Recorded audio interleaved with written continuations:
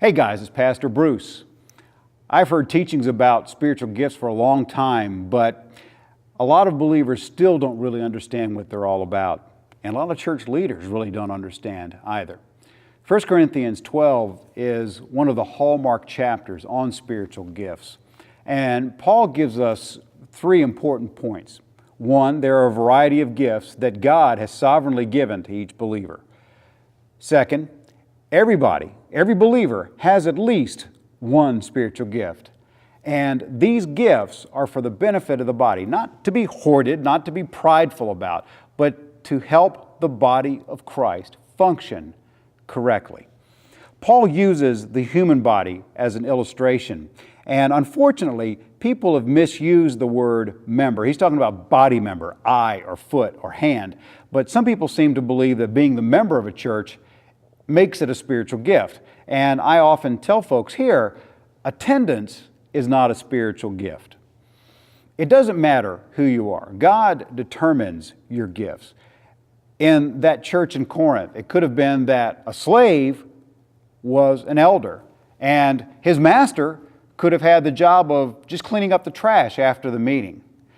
It's important, though, that we don't envy each other's gifts, because the minor ones in our eyes are just as important as the ones that we consider to be major. Think about this. People make their first impression about a church long before they ever hear the sermon or even the first song. So it's going to be the attendant in the parking lot or the greeter or the person at the coffee station that's going to have as much of an impact on them, actually more than the pastor or the worship leader.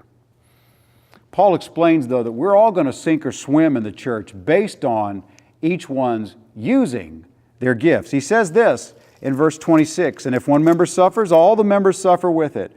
Or if one member is honored, all members rejoice with it." It's important to remember, though, that there is no one gift that every believer will possess. Paul asks a series of questions in verses 29 and 30. Are all apostles? Are all prophets? Are all teachers? Are all workers of miracles? Do all have gifts of healing? Do all speak with tongues? Do all interpret? And the way he asks these questions, the answer is no. So there is no one gift that every believer must have. But let me encourage you as we close. Discover what your gift or gifts are, and then use them to the glory of the Lord and the strengthening of the body. God bless you as you go.